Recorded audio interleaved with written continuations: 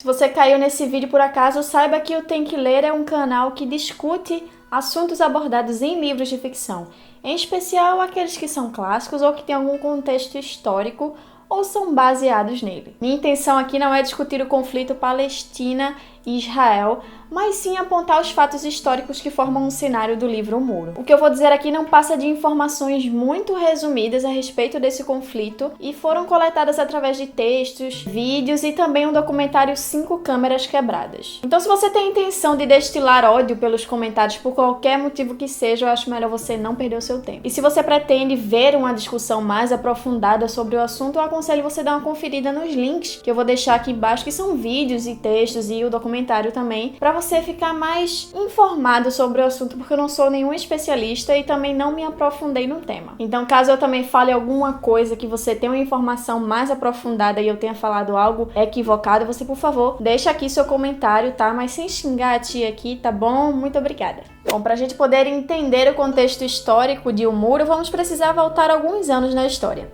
Em 63 a.C., o reino de Israel, que era povoado principalmente por judeus, virou propriedade do Império Romano e deixou os judeus com muita raiva. Daí, em 70 d.C., os judeus se revoltaram contra essa dominação romana e, durante o conflito, eles perderam e foram simplesmente expulsos pelos romanos. Cai o Império Romano e a região da Palestina fica rodando de mãos em mãos até cair sob o domínio dos turcos otomanos em 1517. Dispersados pela Europa, os judeus foram hostilizados durante toda a história pelos cristãos, que não davam direito a eles nem de comprar terras durante o feudalismo. E já que eles não eram bem recebidos em canto nenhum, foram voltando aos poucos à Palestina ali discretamente. Daí um rapaz chamado Theodor Herzl, ou seja lá como é que pronuncia o nome dele, criou o que chamamos de sionismo, que nada mais é que um movimento que tem a intenção de criar o Estado de Israel e que dizem que foi inspirado do nacionalismo alemão. Daí vários ataques ao povo judeu foram acontecendo por toda a Europa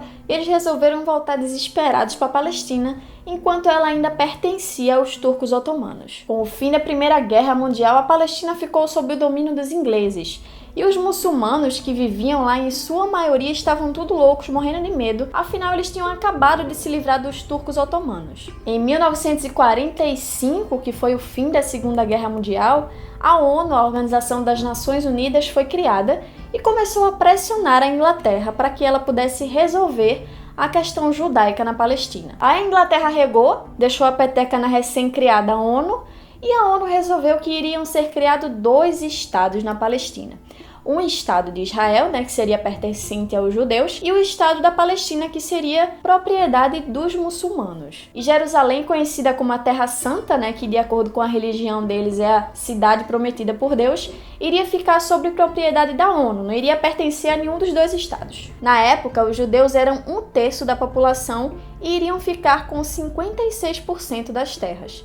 Daí os palestinos disseram: não, que porra é essa? Vocês pegam um bonedano e querem sentar na janela? Não vai rolar isso aqui não, amores. Daí começou a rolar os conflitos. Os muçulmanos atacavam de um lado, os judeus atacavam de outro e assim foi sucessivamente. Daí em 1948, que foi o fim do mandato inglês, o fim do domínio inglês sobre a Palestina, Israel simplesmente resolveu que iria proclamar o estado deles ali sem consultar a população muçulmana. Aí eles simplesmente começaram a expulsar os muçulmanos que teoricamente estavam no território deles e principalmente as famílias que viviam nas pequenas aldeias, no limite dessas fronteiras. Daí ocasionou que muitas pessoas, muitas famílias da população muçulmana, da Palestina, ficaram refugiados dentro de Israel. Claro que os palestinos não iriam deixar isso barato, até porque Israel era muito mais bem armado, preparado para os conflitos, inclusive com bombas atômicas. E a forma mais fácil de entrar na barreira armamentista de Israel era através de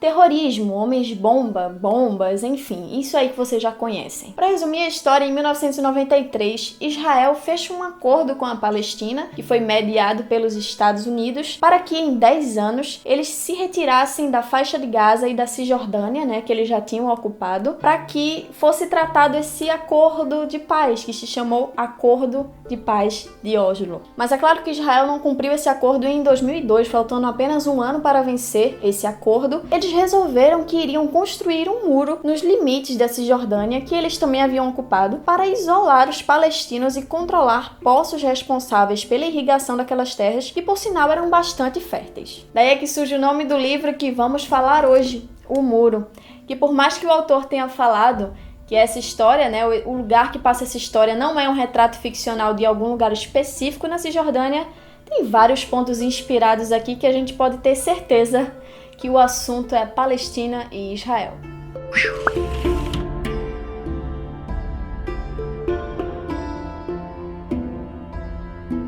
O Muro é um lançamento da editora Record e foi escrito pelo autor britânico William Sutcliffe. E segundo as informações que temos aqui na aba do livro, ele é autor também dos best-sellers Eu, Minha Quase Namorada e o Guru Dela, e também O Que Te Faça Feliz, ambos publicados pela mesma editora. Ele nasceu em 1971 e atualmente mora em Edimburgo, mas talvez ele não tenha conseguido repetir a fórmula do sucesso dos seus best-sellers.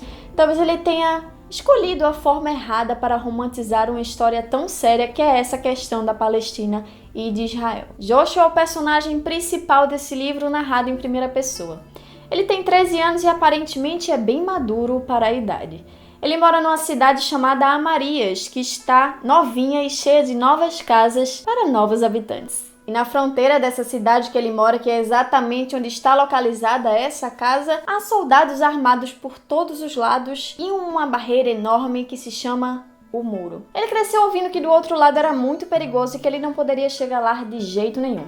Mas como todo menino adolescente, um belo dia a bola dele cai em um terreno isolado na cidade que teoricamente pertence ao outro lado e ele vai lá buscar a bola, como quem não quer nada. E ele acaba achando um túnel de acesso para o outro lado e claro que ele atravessa e assim que chega desse outro lado, uma gangue sanguinária tenta matar ele, sabe lá Deus por qual motivo. Daí uma menina resolve salvá-lo e ele fica grato e se apaixona por essa menina e acontecem essas coisas que acontecem quando adolescentes ficam apaixonados. Vale salientar que Joshua não é um personagem legal. Ele é burro, teimoso e sem nenhum atrativo revolucionário. É só aquela mania que adolescente tem de desobedecer, sabe? Daí também temos a questão do relacionamento abusivo que a mãe dele tem com o seu padrasto. O pai dele, que era militar e morreu em conflito, era a sua base. E depois que ele morreu, eles precisaram se mudar para essa nova cidade, que segundo o próprio autor é inspirado nos assentamentos israelenses dentro da Cisjordânia. O autor focou demais nessa vontade que ele tinha de mostrar o adolescente como uma pessoa revolucionária e que visava bem ao próximo e acabou esquecendo o que realmente importava se ele queria dar esse contexto do conflito de Israel e Palestina. Eu vou explicar. Na sinopse desse livro fala-se de uma fábula política e ideológica, mas a gente não sabe de quê.